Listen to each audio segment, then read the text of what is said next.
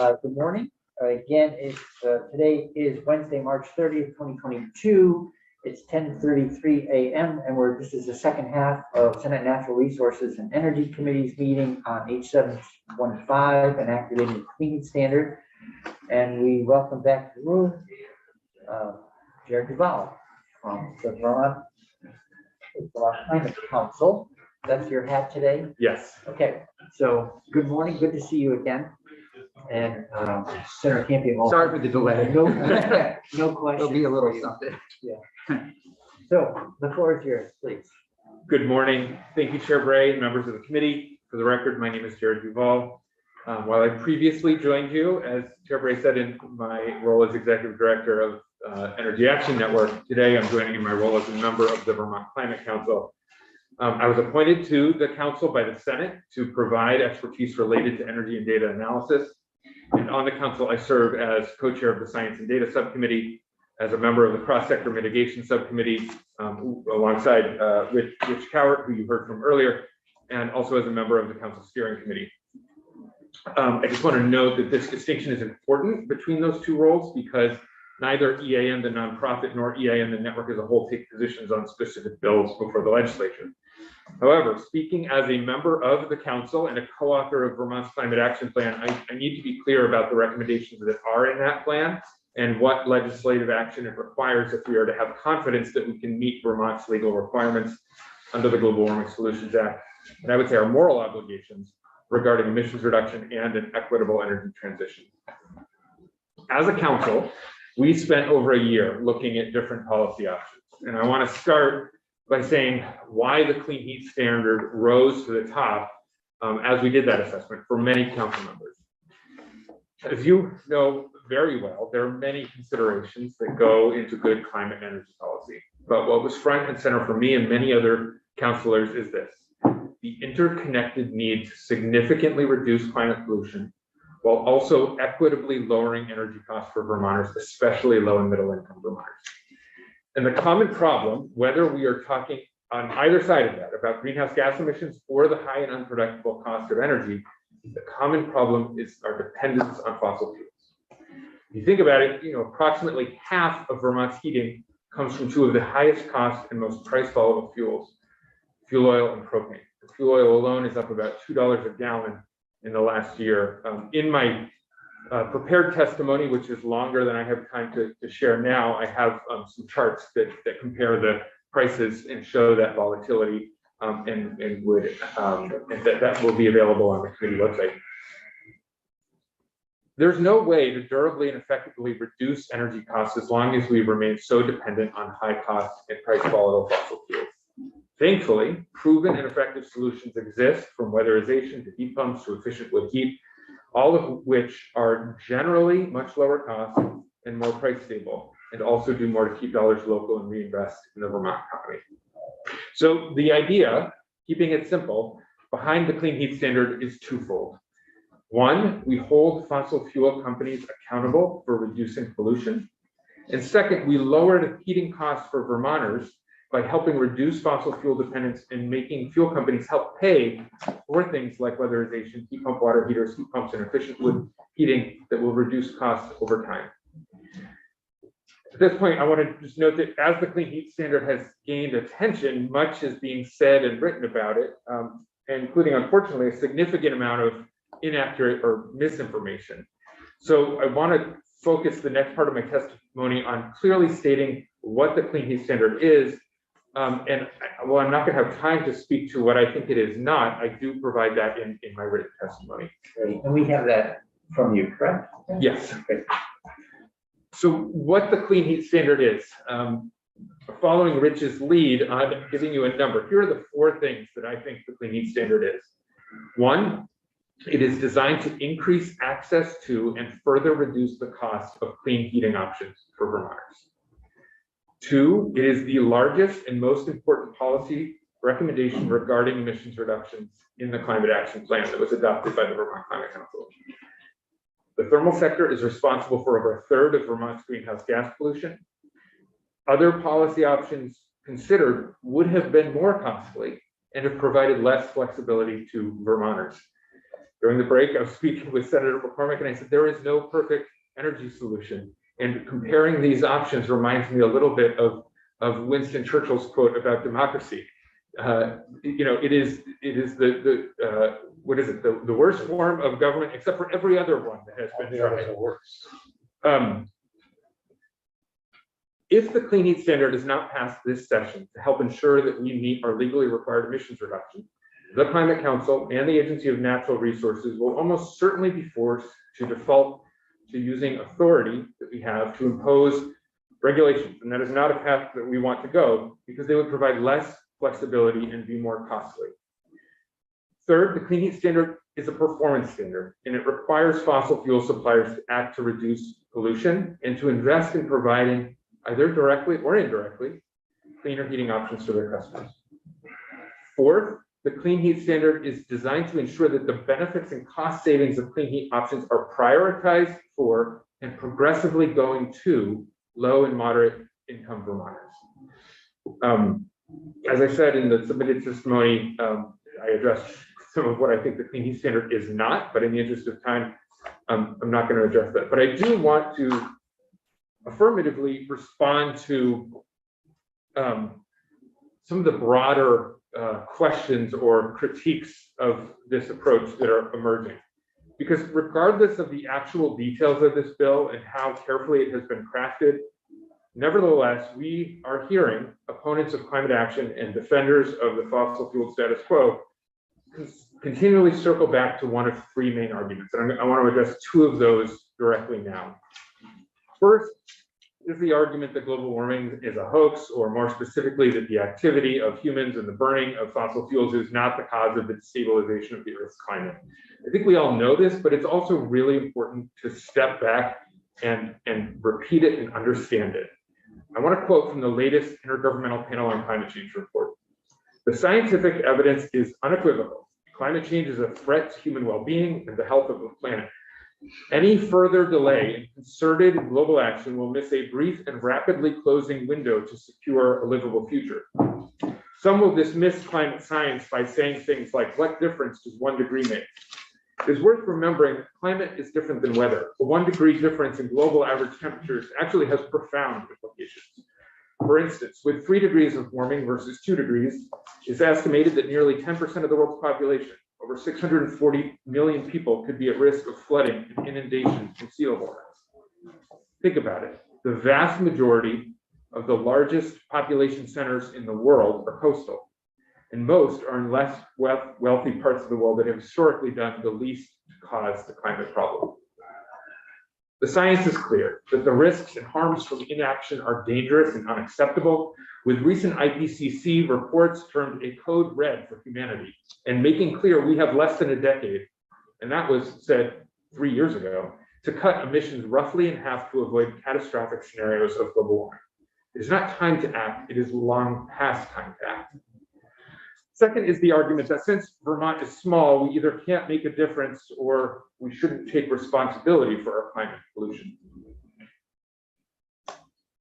Being small is not an excuse for inaction or not taking responsibility. No state, no country can solve the climate crisis on their own. It requires all of us to do as much as we can, wherever and as soon as we can.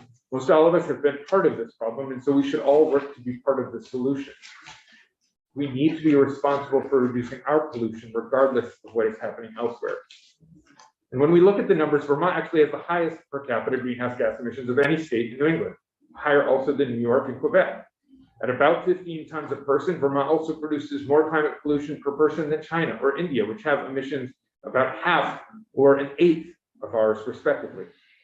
And historically, Vermont, of course, has contributed much more per person to the problem than many places around the world that are seeing and will continue to see the worst effects of a destabilized climate. When I was walking in here today, like many of you, past many markers of our state's history, past the historic marker about passing marriage equality. I passed the statue of Ethan Allen on the State House steps. And it made me think that refusing to act at a time of great generational challenge is not just morally bankrupt, it goes against our best historical traditions as Vermonters. When civil unions and then marriage equality was under consideration by the legislature, we didn't say we shouldn't do this because most gay and lesbian people don't live in Vermont.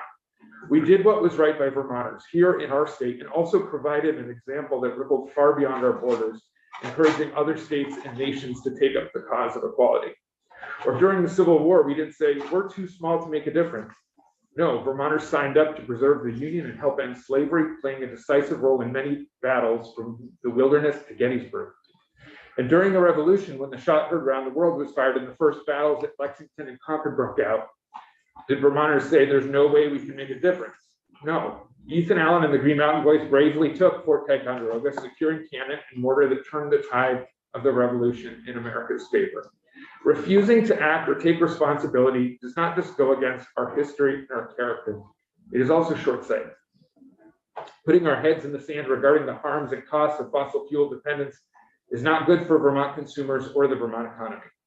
If we are to protect Vermont consumers from the high costs and volatile prices of 100% imported fossil fuels, we need to hasten the transition to cleaner, lower cost, and more price-stable heating options like heat pumps and efficient wood heat.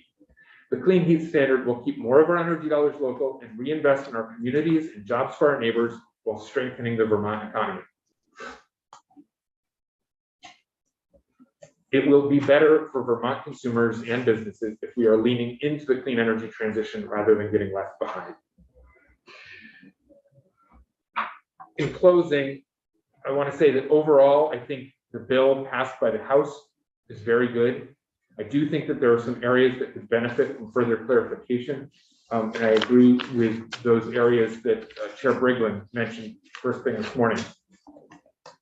But I want to say that the most important thing, whether from the perspective of legal compliance with the Global Warming Solutions Act, whether given the moral urgency of global climate justice, or whether from the perspective of reducing costs and maximizing savings in the needed energy transition, is to not delay passage and implementation of this bill beyond this year. If the PUC does not pass and the Clean Heat Standard does not begin to be implemented by the PUC as outlined in page 715, the Climate Action Plan will almost certainly not add up for 2025, let alone 2030. And to meet the legal requirements, the Climate Council and Agency of Natural Resources will almost certainly be forced to implement emissions reduction measures of a strictly regulatory nature that will provide less flexibility and incentives, raising concerns about cost effectiveness and equity. For instance, I expect that this will need further study, but I do expect that if the Clean Heat Standard does not pass, the primary options that will be left available to the Council and the Agency of Natural Resources for Global Warming Solutions Act compliance would be things like a biofuel blending requirement, which could lead to higher use of biofuels than would otherwise be the case in the Clean Heat Standard. Or perhaps something like the near-term prohibition of sales of heating equipment that can use fossil fuels. In closing, I want to quote one of my favorite authors, Rebecca Solnit, who said, "When the perfect is the enemy of the good, not only is it not perfect, it is not even good." There are no perfect choices when it comes to energy, especially given the default position of a deeply harmful and inequitable fossil fuel status quo and the urgency we face regarding the climate crisis. We must not delay needed action to reduce emissions and reduce dependence on fossil fuels any longer. Advancing this carefully considered and very good policy by passing this bill, either in its current form or in a slightly updated and improved form, and I do point to 4 areas that are largely along the lines that, again, Chairman Briglin identified that are in my written testimony. I'm happy to get into the details. I don't want to take too much time now to point to those things and get into the exact placement in the bill, but I'm happy to if that's the committee's desire. But I believe that this is the best option Vermont has in the here and now to seriously begin to meet our legal and moral responsibility. Thank you. Great testimony. Thank you. So for the areas where you do have suggestions, I think if you could write to the committee and offer language that addresses those concerns, because in the end, we're going to be editing. And so we might as well jump right into the process. So I thought I saw testimony that you did that already, but maybe I misread it. It is, those things are in the written testimony, Yeah. but I can organize it in the way that you Okay. asked. Chair Bray very specifically with making sure that the language suggestions would be clear. I'm distinguishing between a point of concern and language for the bill. Yes. Okay. But thanks again. Thank you. All right, so any questions for Mr. Duval? I have one. Other states doing this? In the beginning of your testimony, there was something that you said that made me just wonder where, just out of curiosity, other states moving in this direction. Yeah, I think one of the reasons that the performance standard approach so broadly was attractive to us is that more than half of the states in the country are using a performance standard for their electricity sector.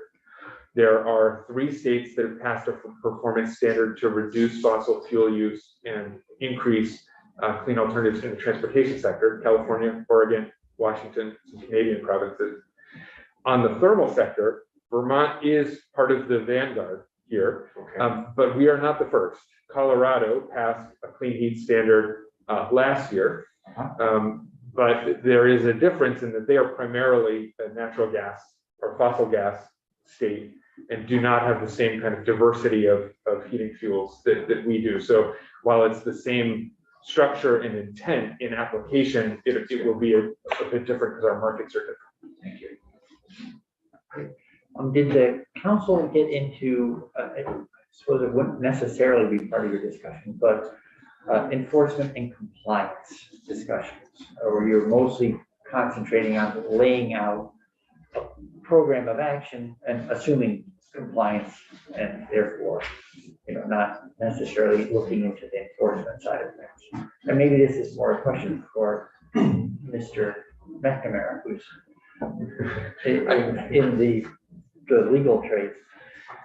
I would say, I think it's safe to speak for other councils. I could certainly safely speak for myself that our legal obligation was very much front of mind. For instance, when I and other councilors were voting on the climate action plan, we had to have a high degree of confidence that those recommendations can actually add up to what is legally required of us and the charge that you gave to us when the Global Warming Solutions Act was passed and the Climate Council was formed.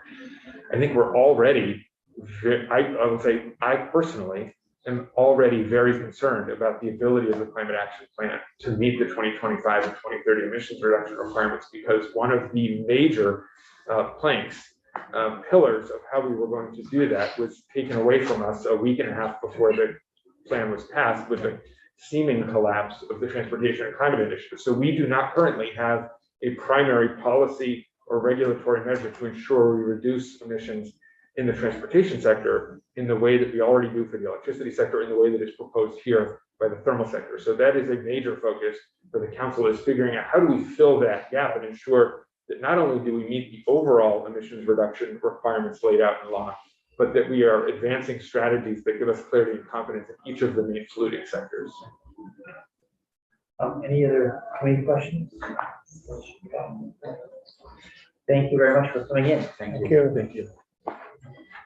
With that, I'd like to welcome back to the table, also after a long absence, Mr. McNamara. Although you have, congratulations on your new position as general counsel at ANR. Thank you. Harking back to your environmental roots. But since you have such a deep knowledge of the energy sector from your time at department, it's great to have you with us this morning. So we'd love to hear how the administration is looking at the bill and things that you would like us to be aware of as we work towards passing the bill. Great. Thank you very much. So for the record, Ed McNamara, General Counsel of Agency of Natural Resources. I should be clear that I'm coming into this discussion a little bit late. Soon to be former Commissioner Peter Locke was responsible for ANR's legislative responsibilities during the discussions at the House. He's going to be departing very soon. So I was volunteered. Yeah, Shanghai. Well, I know that also the Secretary Moore was unable to come as well because of a scheduling conflict. So we appreciate you being the designated hearer. Yes, thank you. And just want to make clear, I'm going to defer discussions, a lot of questions to TJ4, who's been more involved in this all throughout. I'll make some remarks, obviously answer any questions. And sorry, I do want to note with respect to the last question for Mr. Duvall about the legal obligations, I would just suggest Kyle Landis Marinello is general counsel for the PUC. He also used to be at the Attorney General's office and represented the state in several Commerce Clause issues. And he is probably one of the best qualified people to speak on this issue. I've had discussions with him, but I would just suggest if you have questions along those lines, talk to him. Thank you. It's always helpful to get witness recommendations. Yep. And I'll owe him a beer for that. So, great. So I agree with a lot of what Mr. Duvall said. Reducing GHG emissions from thermal sector is absolutely critical to achieving the reductions required by Global Warming Solutions Act. This in particular is more difficult for Vermont. Mr. Duvall talked about how we have greater per capita emissions than most other jurisdictions. And also just given the climate and the older housing stock in Vermont, the thermal in particular is difficult. Also, emission reductions in the thermal sector are going to occur as a result of choices by individuals. It's going to require tens of thousands of weatherization improvements, heating system change-outs. These are all necessary. It's the individuals who are making the choices for their homes, for the businesses that they own. Also, the Climate Council, through the Climate Action Plan, made pretty clear that there's a strong preference here to actually have, for Vermonters to be able to make voluntary decisions regarding their homes, with incentives to encourage the necessary investments. I believe that's consistent with what Mr. Duvall was talking about, and also consistent. This incentive approach, voluntary approach by Vermonters is vastly preferable to any regulatory authority by ANR. Our authority is actually mostly under the Clean Air Act. And so we can treat residences as stationary sources under the Clean Air Act and require permits for changeouts. That's not the best way of going. It's also unclear, at least under our existing authority, that whether we could actually figure out a way of providing incentives. So something similar to the Clean Heat Standard is voluntary on behalf of the Vermonters. Is very, very important. Agency supports the basic concept of the Clean Heat Standard. However, there are critical aspects that need to be considered. I want to start with something I've read in some of the media accounts of analogies to the renewable energy standard. I think there's some validity, but that's largely an incomplete analogy. I think it's important to remember some of that.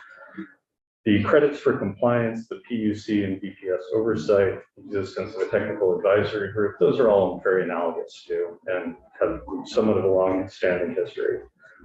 But there's some very important key distinctions. Vermont passed its renewable energy standard more than 10 years after every other New England state had an RPS, had something similar to a RES. 10 years after. 10 years after, more than in some cases, 15 in some. So there was already a REC, renewable energy credit tracking mechanism, in place that had been paid for. The development of that and the working through the mechanisms was already well underway. Also, there is a strong foundation for providing reasonable projections of compliance costs. You could tell what REC prices were likely to be. And also there was, in addition to these REC markets with somewhat predictable prices, the RES also has alternative compliance payments.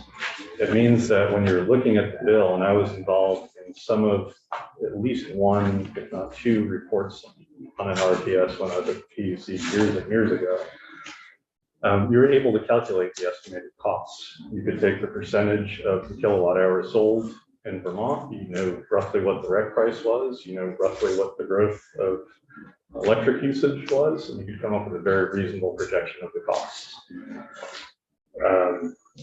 Very unlike what we have here. Another important distinction is that electric distribution utilities have basically over a century of habit of being responsive to PUC regulatory authority. DPS only the last 40 years because that's how long DPS has been around. But they have a very long history of compliance, of reporting, of audits. It's almost like a knee-jerk reaction for regulated monopolies. I want to talk a little bit about costs. These are a legitimate issue for Vermonters, and we believe necessitate meaningful review. Development of a clean heat standard cannot lose sight of the fact that the near and middle term costs of implementation are likely to be significant. There needs to be an active, intentional effort to preserve affordability as the program is developed. Also say the argument that we can't afford not to pass a clean heat standard is defeatist and ignores other approaches. There's many other states and countries that have similar GHG reduction requirements to what Vermont has. Most will not use a clean heat standard to reduce thermal sector emissions and still have every intent of reducing thermal sector emissions. Clean heat standard is definitely a very viable option. It is not a single silver bullet for the thermal sector and reducing emissions. Senator Kent? So, Mr. McNamara, I just want to go back. Early on, you said the agency or the administration is interested in this being optional. Can you say something a little? Am I mischaracterizing? Yeah, my apologies if that was the way I presented it. Speaking more of the Climate Council and the Climate Action Plan. Okay. And when you look at the Climate Action Plan, the mechanisms for reducing thermal emissions are voluntary for individual Vermonters. Individual Vermonters have a choice. And I think of this, Efficiency Vermont is actually a great analogy. Everybody pays for Efficiency Vermont. Individuals have the choice of how much services they're getting from Efficiency Vermont. The more services you get, the more money you save, the better off you are. So that's the important component. We're not recommending that this be a voluntary program for fuel suppliers or anything else. Just making the very important distinction that Vermonters want to have a choice in their homes and having an incentive-based mechanism. Yes, Thank you. The voluntary on behalf of the Vermonters, not the compliance entities. Thank you. So, thank you for that. Sorry, getting back to the costs. Given the timeline for clean heat standard implementation that's in the current bill before you, we do believe that there's ample opportunity for the legislature to require the PUC to provide an estimate of costs and allow for an informed vote on whether the clean heat standard is the most appropriate path forward to meet GWSA requirements. And that can be done without adversely affecting the timeline. If there's changes, sorry, my notes stop making sense for a second. I'm going to stop where I just said. So basically, happens. Yeah.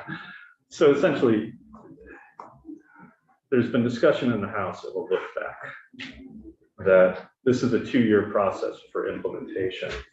If the PUC provides a report to the legislature next year on here's projected costs, and I would say for participants and non-participants, PUC is very used to doing this kind of analysis. That projection, those cost projections, that study can be presented back to the legislature, and the legislature can make an informed decision of, okay, this is how much it's going to cost. We know we need to meet the GWSA requirements. Has there been any other alternative mechanisms that are more cost effective? If no, then yes, you approve it. If not, then you direct people elsewhere. This is, Vermonters pay, I think over, Mr. Duvall knows this number better than I do, but I believe over $700 million in heating costs. This is a significant, impact on the Vermont economy. I'm not arguing against that. Either way, there will be some impact. Just recommending that there be some sort of look back and understand the full costs, because to date, there is not an estimate of the costs of the heat standard.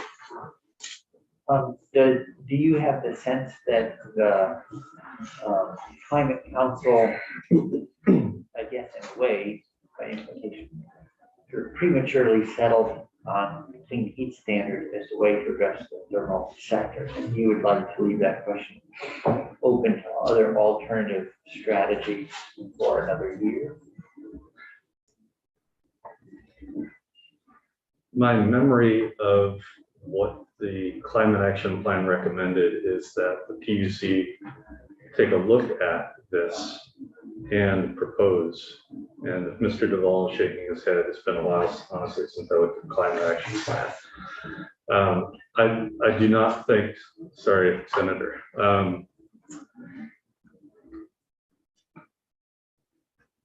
My memory was not that the clean heat standard is the only way, must absolutely be passed, cost be damned. I don't think that was anywhere in the climate action plan. My memory is that there was some further study required to look at it, and that it was a very promising option to pursue. And again, if Mr. Duvall finds language that contradicts that. Thank you. So some other aspects. It's important that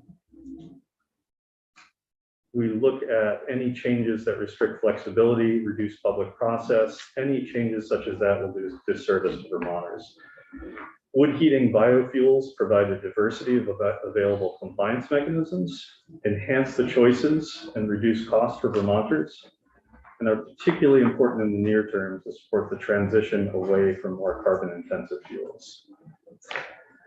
Also in the bill, there's a page or two on PUC public engagement and ensuring that there's sufficient resources, sufficient funding for that public engagement process is key. We need to, this is a complex program, we need to ensure it's designed and implemented in a way that supports Vermonters in making these challenging transitions and truly seeks to understand how to best assist low-income Vermonters. So we would strongly advocate for keeping those components. The breadth of compliance mechanisms and also the public engagement, those are key pieces. The last piece I'm going to talk about briefly is allowing double counting is always problematic. There's a specific provision in the bill that essentially says you can double count between tier 3 and the clean heat standard. It does then have further language saying, distinguishing between the double counting that's allowed for compliance with clean heat standards and the greenhouse gas inventory. So I'm not so much worried that there's going to be, that we're overstating the benefits in the greenhouse gas inventory. My concern, and this does harken back to my time when I was at Department of Public Service, if there is double counting allowed, especially if it's expressly allowed, it will likely foreclose Vermont involvement in any future regional collaborative where other states might implement something similar to a clean heat standard.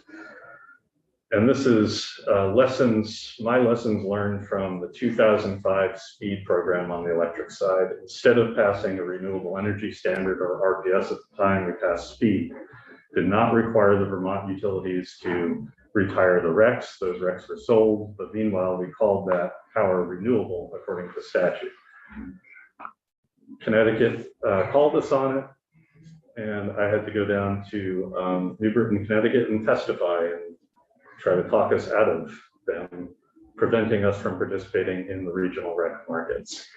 I foresee pretty much something similar happening to the extent there's a regional collaborative or market for clean heat credits. I think explicit double counting will prevent us from getting the benefits of regional collaboration and a regional market. Also, the concern is that there's a potential for basically robbing Peter to pay Paul. Essentially, a compliance entity under the clean heat standard could pay an electric distribution utility for a heat pump under tier 3. The heat pump was already installed with state money, with state incentives Vermonters' incentives being paid for that heat pump. And simply adding a cost for a transfer, I think of it as almost like if you go to a concert, you have like the convenience fee or something like that drives people crazy of, well, we already have this credit, but we're going to also transfer it to you at the same time. You just have to pay us for that transaction. That's just larding on cost for Vermonters without actually any benefits. There's no additional GHG reductions associated with that. And especially given that there's other mechanisms to account for tier 3, you could simply, and this is off the top of my head, and the PUC would need to take a look at this, you could have tier 3 and this clean heat standard exist side by side, and the reduction requirements associated with clean heat standards could account for the projected reductions in thermal emissions coming from tier 3. There's mechanisms to get around double counting. Every time we've tried double counting in Vermont, it always comes back and bites us. So those are high-level comments, and I will just pause for a second. I know Mr. Duvall was looking at an action plan. Do you want me to show it to you, or If you, Mr. Chair? Yeah, please.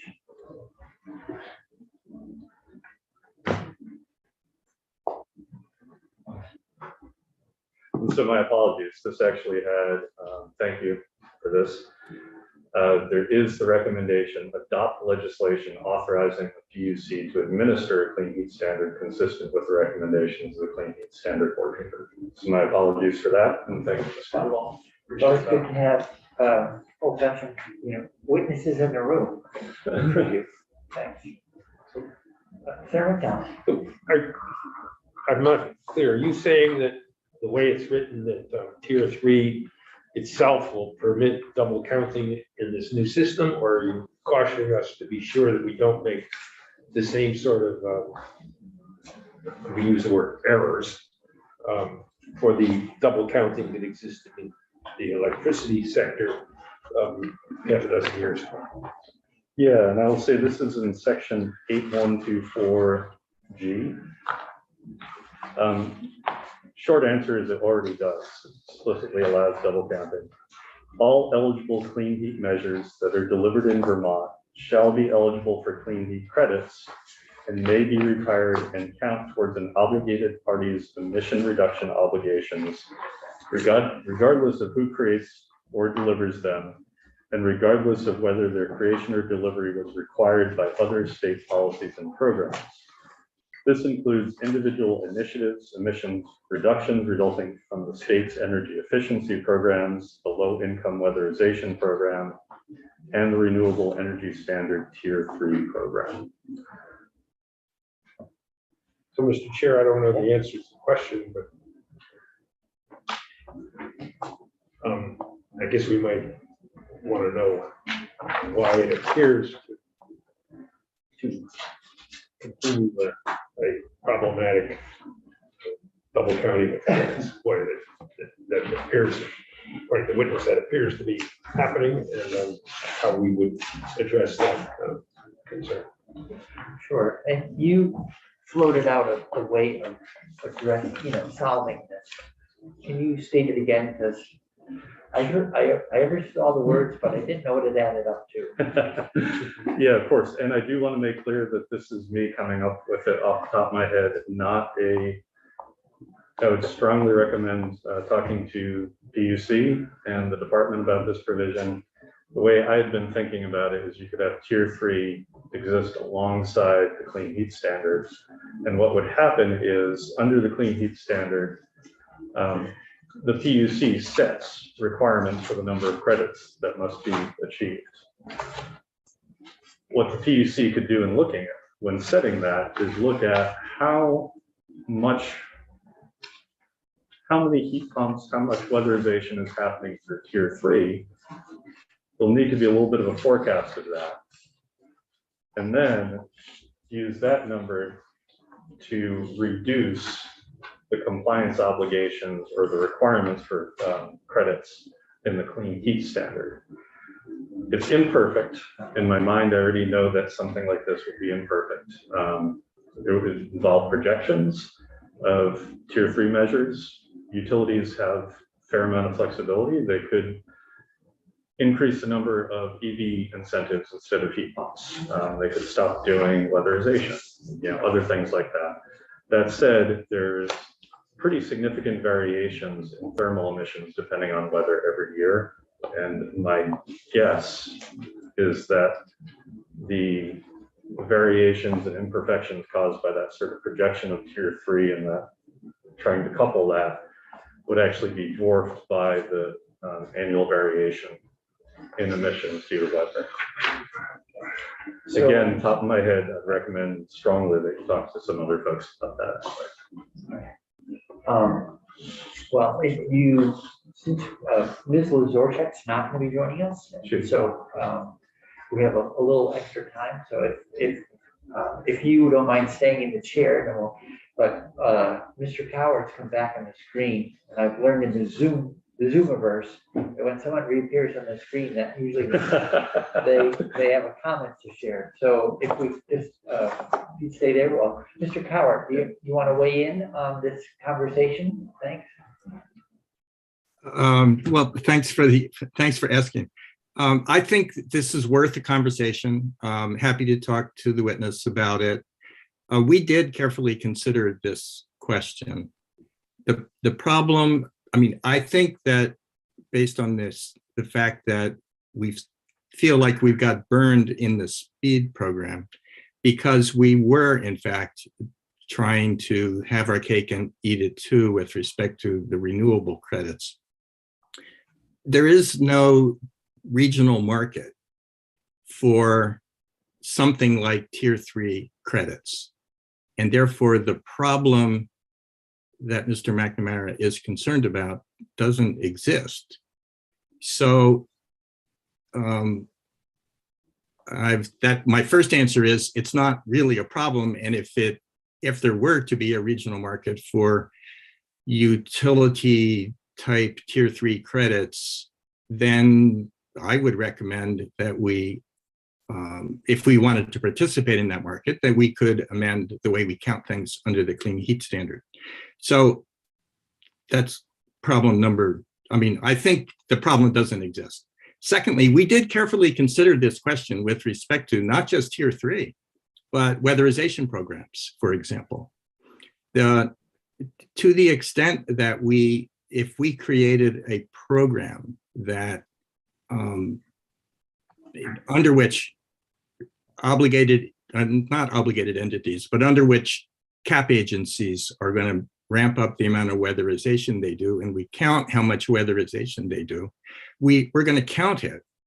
But it's not double counting if we also give credit for the carbon reductions that come from doing it. The fact that we add things together to underneath the clean heat mandate doesn't automatically make it double counting, it's just counting. The same is true for tier 3 credits. So the problem that we discussed in the working group, and it's not an impossible problem to solve, it's just a problem we wanted to avoid, is the problem of having different entities in Vermont fighting over who gets the credits. Lots of programs that we run are supported by a variety of incentives or obligations.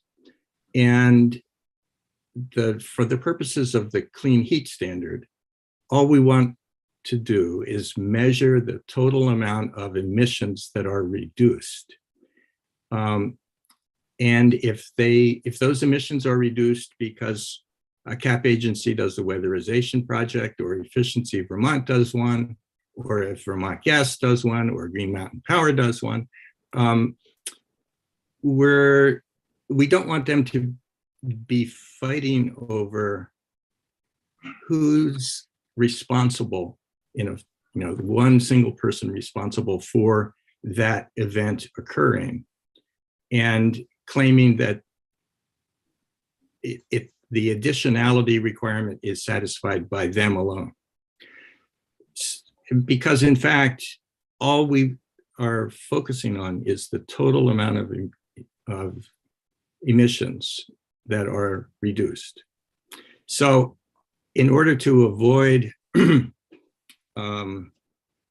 that kind of territoriality in program design, we thought that we could include everything under the cap, under the declining emissions trajectory that comes from adding clean heat measures, and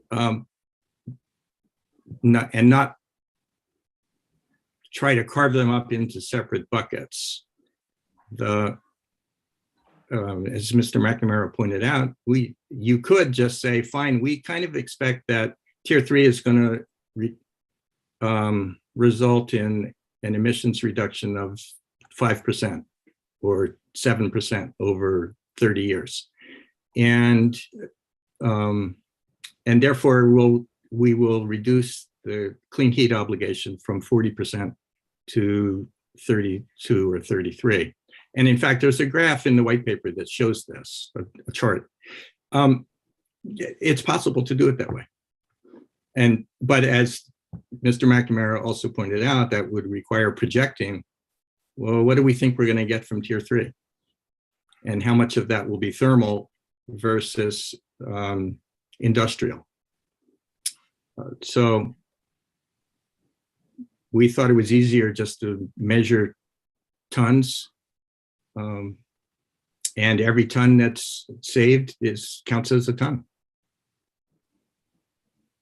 And I think we did end up with a docket at the PUC over this competing for who gets credit early on when Tier 3 rolled out, and that got resolved over time.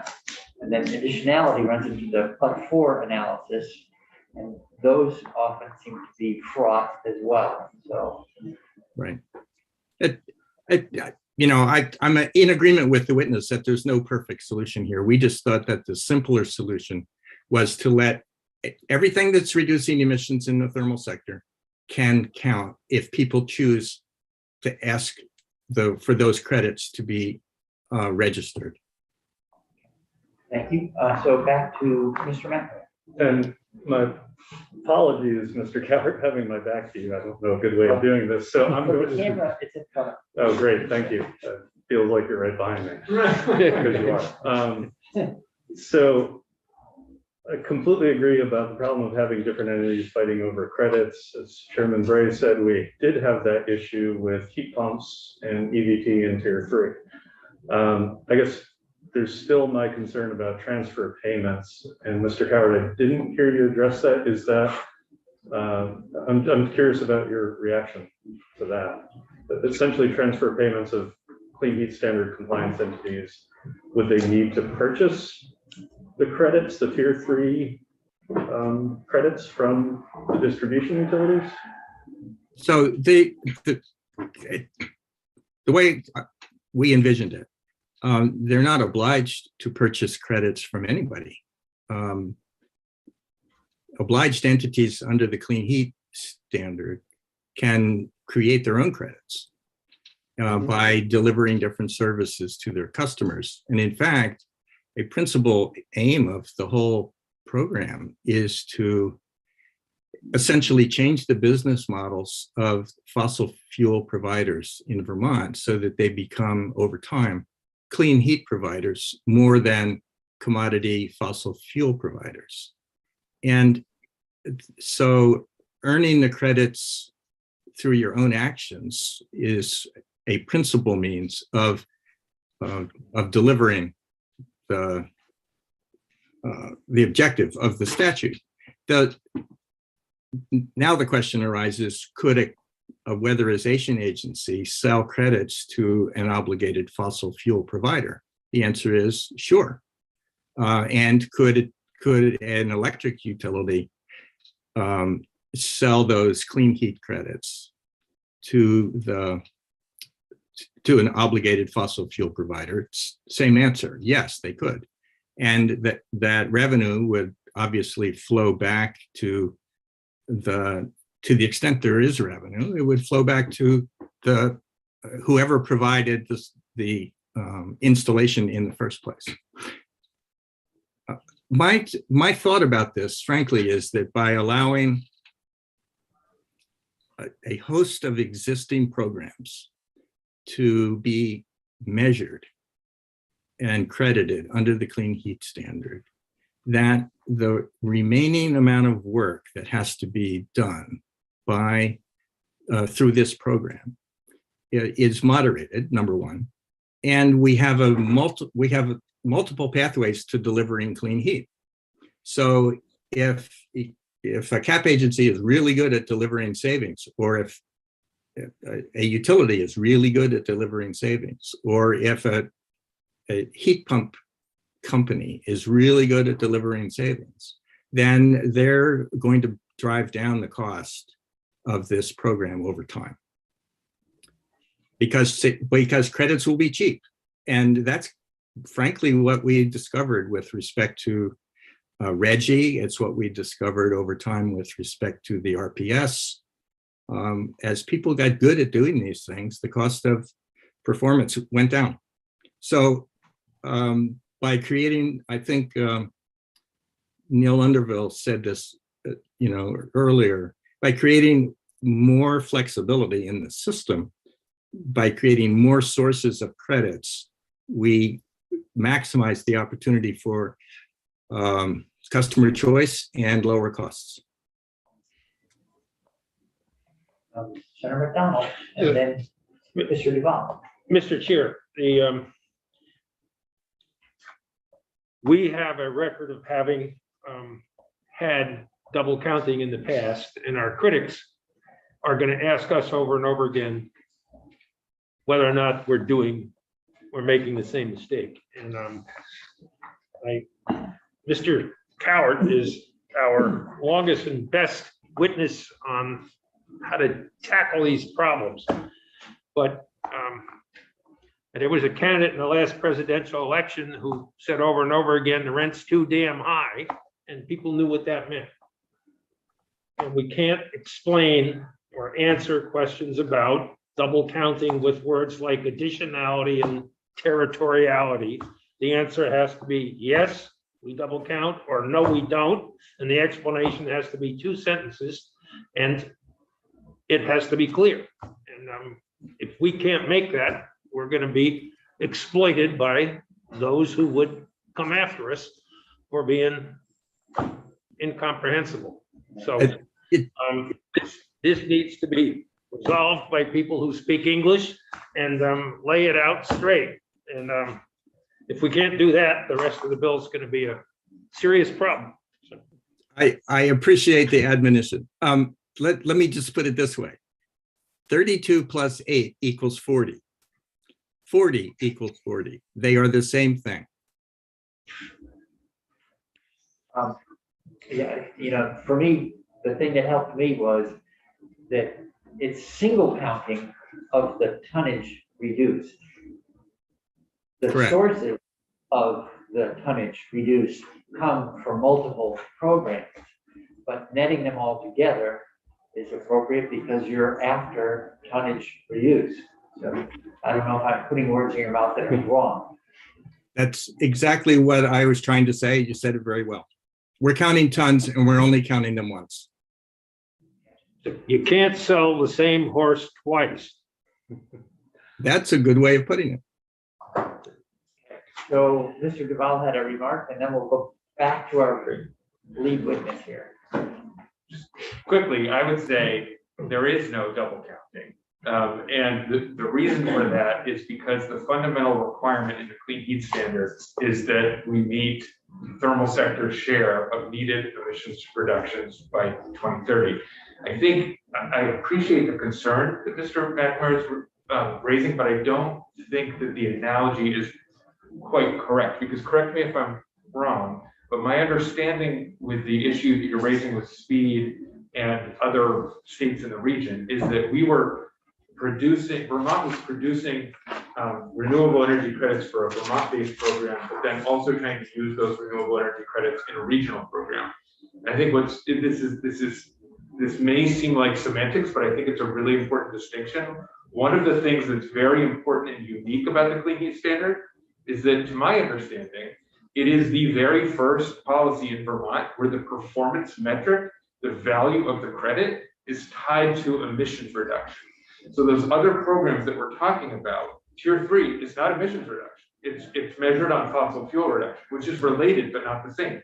The renewable energy standard is the renewability of the electricity. The efficiency program is measured on energy savings. So this is the only so those credits would not be interchangeable because they're credits for different things. The Clean Heat Standard is the only program that would be creating credits for emissions reduction. Now, some of those other programs, emissions reduction results as a result of that activity, but it's not what's being credited. It's not what's being counted. So I agree with Mr. Howard's characterization that 32 plus 8 is 40 and 40 is. All right, back to Mr. McNamara. So appreciate the conversation. I would still reiterate the concern about transfer payments, simply adding costs when there might be other mechanisms. And I would also say I'm a little bit worried about the distinction of whether we're selling out of state or within Vermont. And I would just throw out as an example, if Burlington Electric Department and Vermont Gas both collaborated to build a district heating project using McNeil waste heat, and BGS said, we're calling it a Vermont gas thermal reduction, and Burlington Electric is calling it tier 1, should they both get the full amount of savings associated with that project? And you could say, well, they're 2 different programs, so it's not double counting.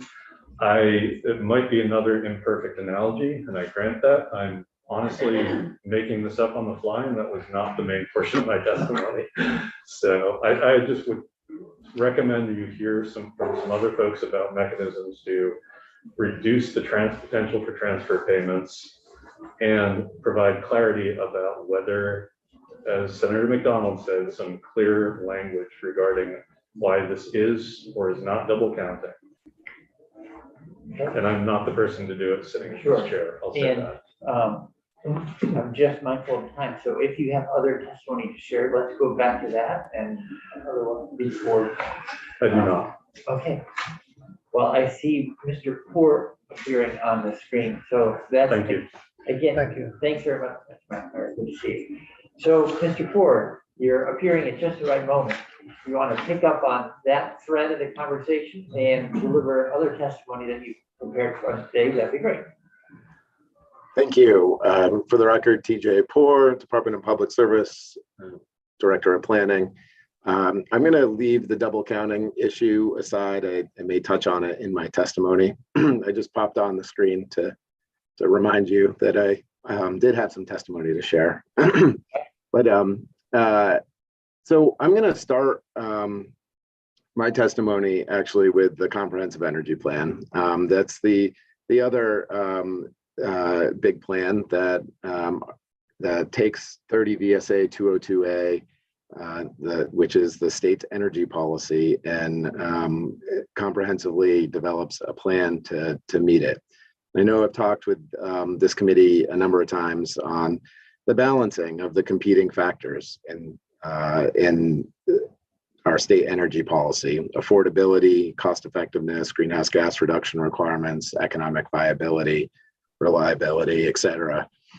And what the comprehensive energy plan does, and I know it presented, but I'm just reminding quickly, is that it sets out a framework for considering the trade-offs between those competing factors. It talks about analysis of impacts of our energy choices, using and gathering data and the best information possible, identifying gaps in that data, and filling them. It talks about analyzing from a customer, a program, societal perspectives, looking at different perspectives and the impacts of our policy, including particularly on the societal perspective, impacts to climate, impacts to health, and societal and customer perspective.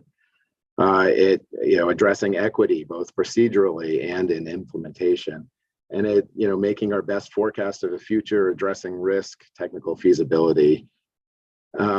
In the thermal sector, the energy plan took the framework and made 2 core recommendations, and consideration of the clean heat standard was one of them. The recommendation was specific. It was for the Public Utility Commission to study a standard and report back to the legislature, the two-step process. And that was really because when considering those trade-offs I talked about, it was apparent that there really wasn't sufficient information to make a decision on it.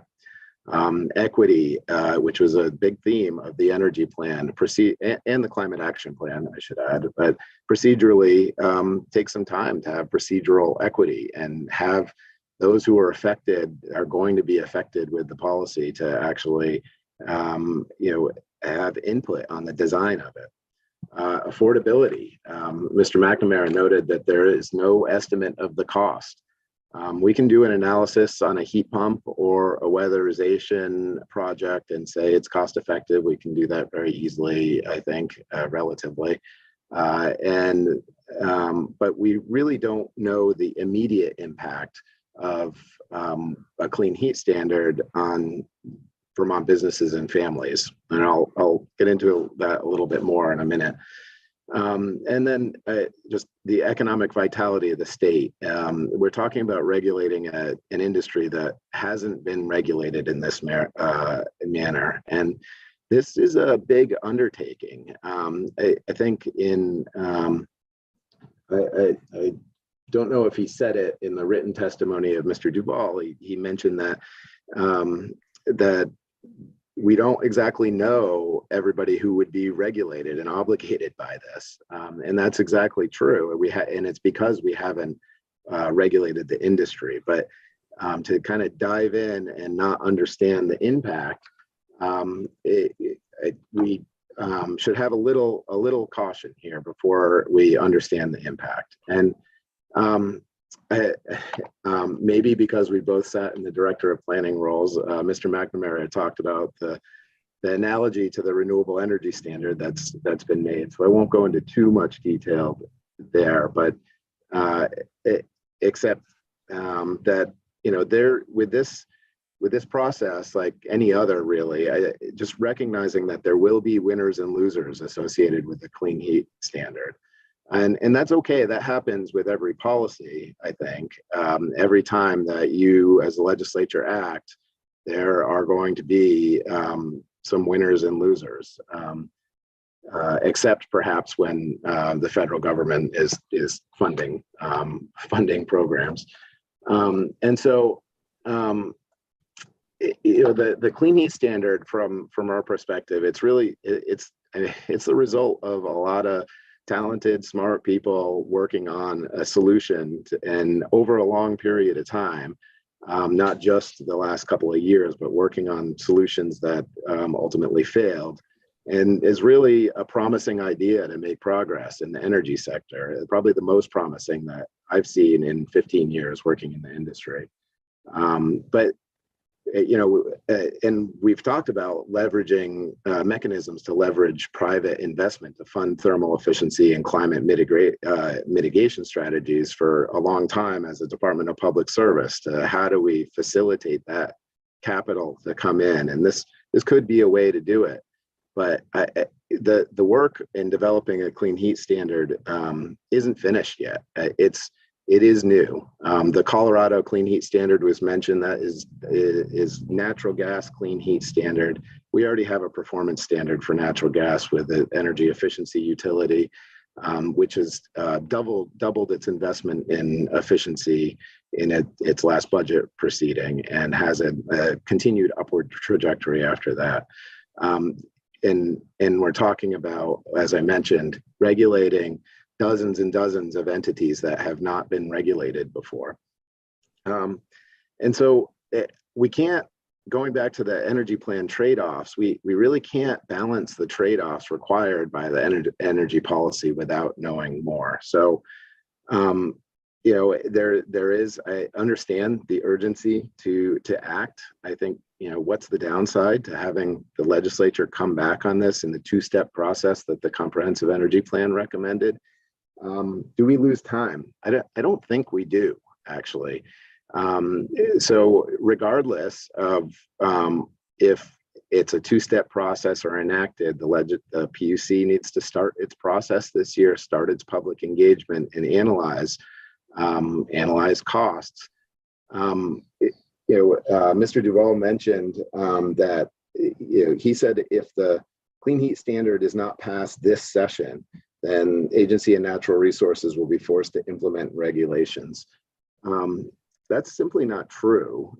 If it's not passed this session, it could be passed next session. ANR, if it's not passed this session, ANR is not going to start its rulemaking to impose regulations. In fact, they won't know if they need to until 2026, 2027, once they understand where we are in 2025.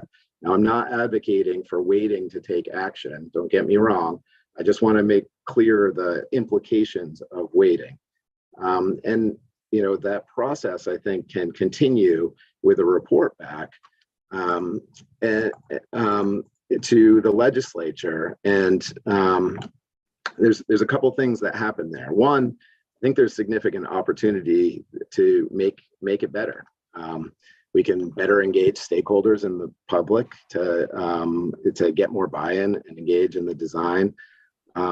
There's now a public process outlined in the bill. I think that's it's excellent. It's very specific. But doing it all after a final decision has been made seems kind of disingenuous to me.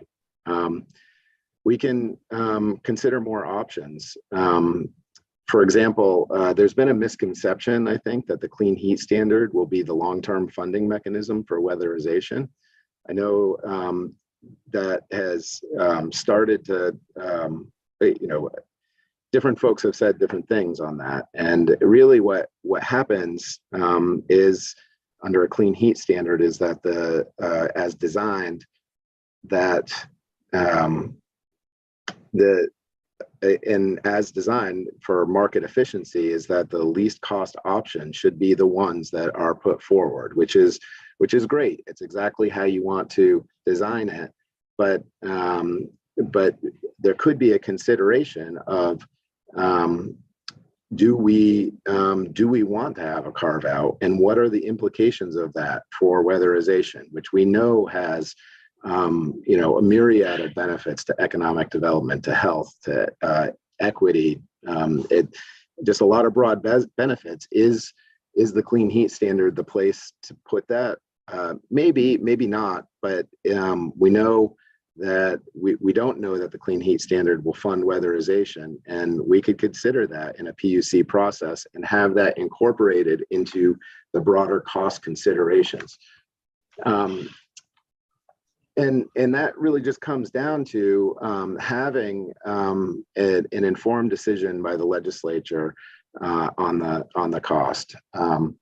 The development of the white paper, I think it was excellent. It was an excellent group of people that developed this concept. It was, and I give credit to Energy Action Network for convening the group. And even their summit and their pitch ideas, I think, is how it started. And that process happened over the last year. My understanding, there was some updates given to the Climate Council, but the final work paper was, it's not like it was ready a year ago. It was ready late in the Climate Council process with a lot of open questions still. And so I don't want to overstate exactly the deliberations that the Climate Council had on this policy. I do think it was the promising policy, and it was a group of people that the Climate Council kind of trusted to work on this. But it to my knowledge, it wasn't the process that was had, for example, to discuss the greenhouse gas inventory and the report that Energy Futures Group did on that, which was very public, very in the Climate Council. And so just wanted to make sure that the committee was aware of that. Finally, two more points, and then I'll wrap up, is that there are a lot of resources allocated in the bill. There was a question earlier on enforcement and verification.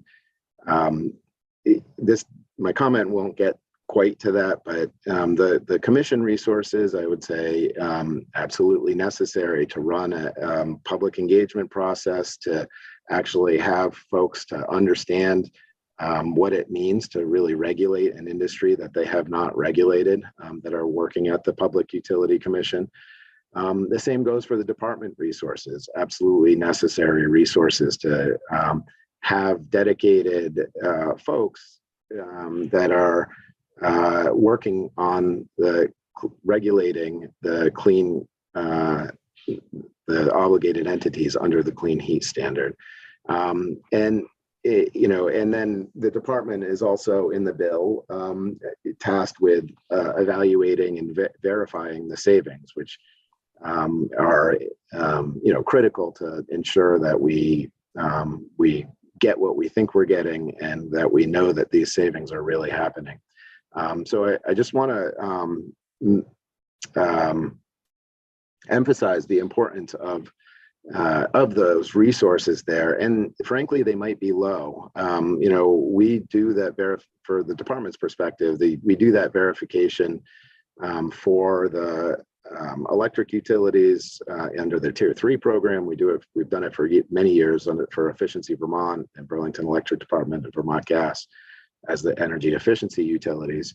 Those, again, are entities that are used to implementing projects. They're used to the process, and there's a limited number of entities.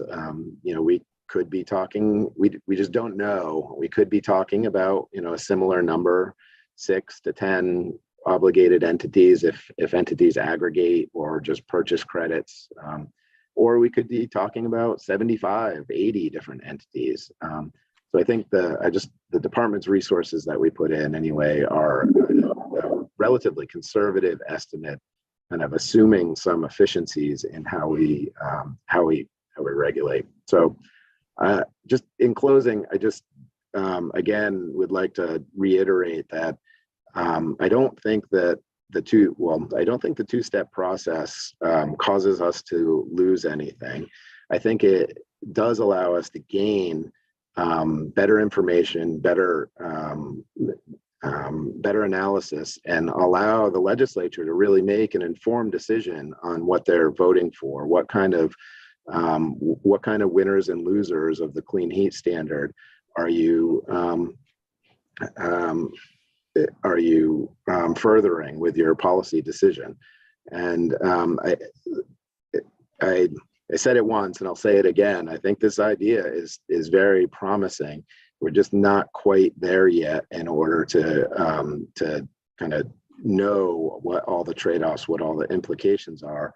And the two-step process will get us there. You're talking about, would that include analysis of winners and losers under the status quo? Because we sort of harken back to something that's come up over and over again today, is we already have a system that already has costs, and we ought to, it's not like we have a zero baseline. We already have costs to consider. Have you thought about it? Have you been working on your own, sort of laying out a compare and contrast current system under the bill, so that we can see not just costs for the bill, but the cost of inaction? So that's a really good question. I think the framework would be, you would understand it. Well, it's easiest to develop relative to the status quo. So we have now, and who are the winners and losers, and I think any such analysis should take that into account. We don't have that designed now, and I think to understand that, it really, the public transparent process of a PUC proceeding would, and as summarized in a report to you all, would really be able to articulate that. Senator McDonald? Well, Mr. Port, could you give us a list of the winners and losers under our current system right now? Who wins and who loses? when it comes to this issue of thermal heating. And then give us a list after you looked at the bill of who the winners and the losers would be when this law passes. I mean, there's got to be a change in winners and losers. Correct. Who the winners and losers Absolutely. today? I don't have that list. I don't have that list for you today, but if you think of, you know, there's going to be winners and losers in certain types of obligated entities. There's going to be winners and losers in customers that are participating or not participating. There's going to be winners and losers in terms of fuel sectors. You know, under the design, essentially, electric ratepayers could become a winner because there's essentially a payment for the tier 3 programs that they're going to do, that they were already obligated to do. And so it could reduce electric costs, which then turns into a whole another set of winners and losers. And so those are just some examples. I don't have a full list for you, but my point is that we should consider who those are. What happens to non-participants, people who don't ultimately install a heat pump or don't weatherize their home when others are, and what happens to their kind of the residual costs? I don't know. It could be that the measures are so cheap that you know, it's cheap. I won't say too cheap to meter because that has all kinds of implications. But you know, it could be that they're very affordable and that there are hardly any implications to non-participants. But I'm not comfortable assuming that that's the case. So could you, although, I mean, I get that Senator McDonald's asking this sort of impromptu response, could you work on that a little and think that through so we can talk about it in more depth later? Yeah, I can certainly think about it. Yes, you know, I do think that is best done in a process. I mean, I think if anything, the Climate Council has that process has identified that kind of the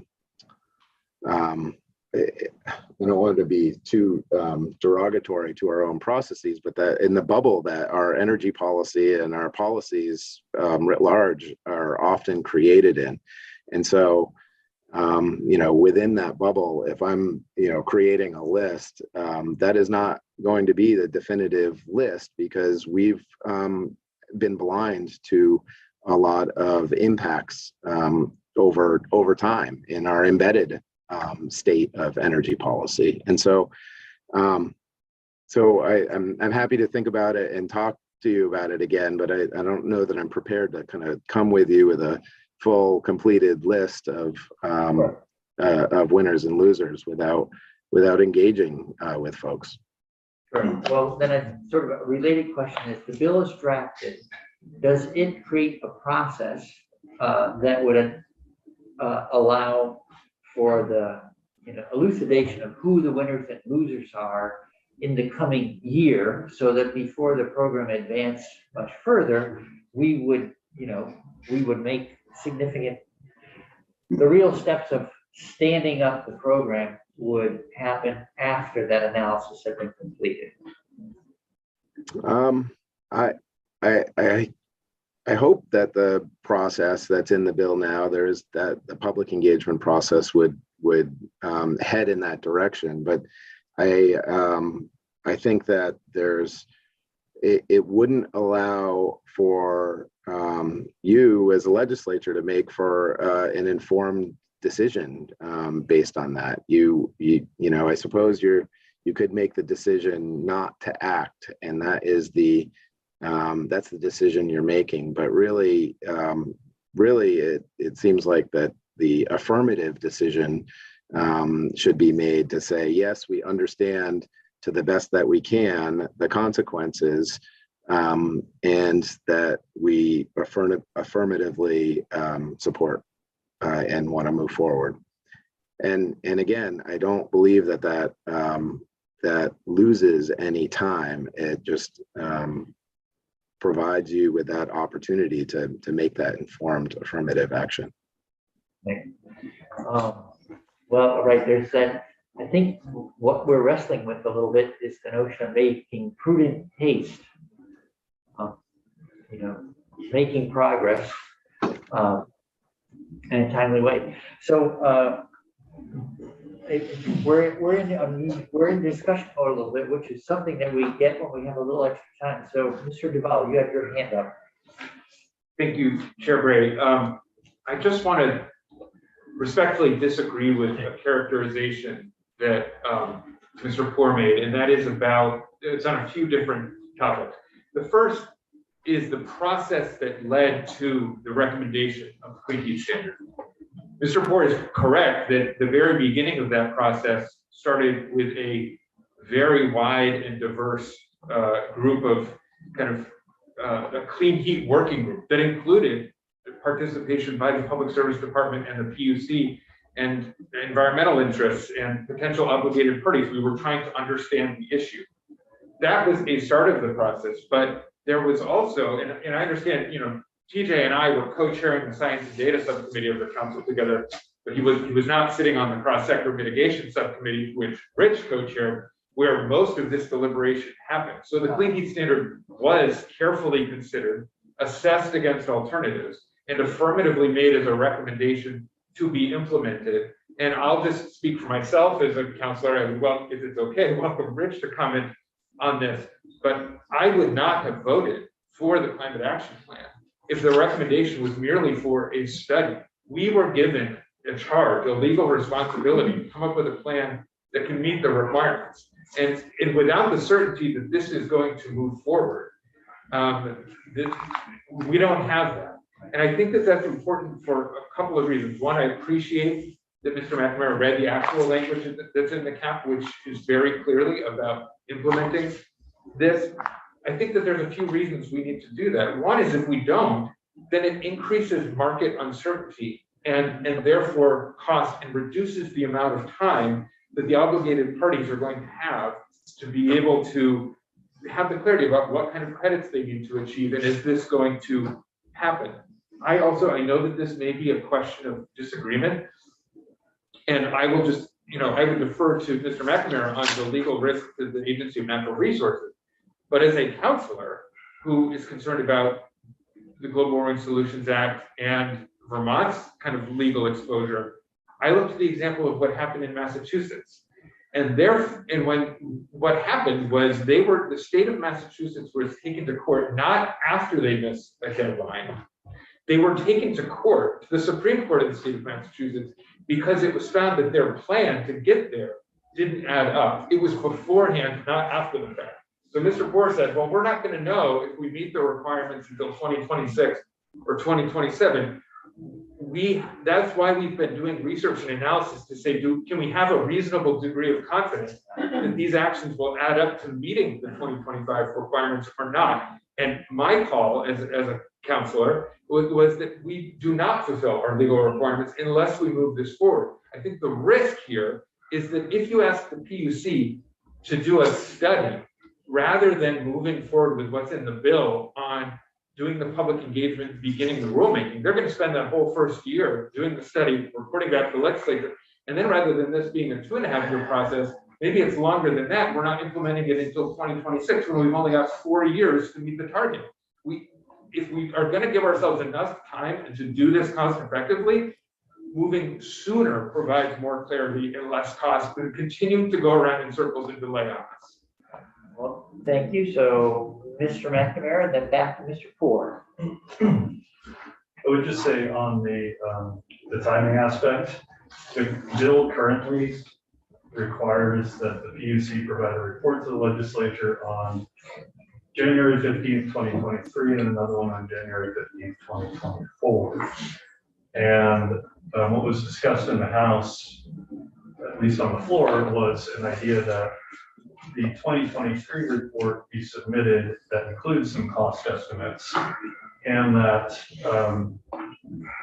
in sometime in 2023, the legislature sort of affirmed the clean heat standard now that you would have the full information on costs, benefits, all of that. The study would look at, GHG reductions and the cost for GHG reduction, the cost for participants and non-participants in the program.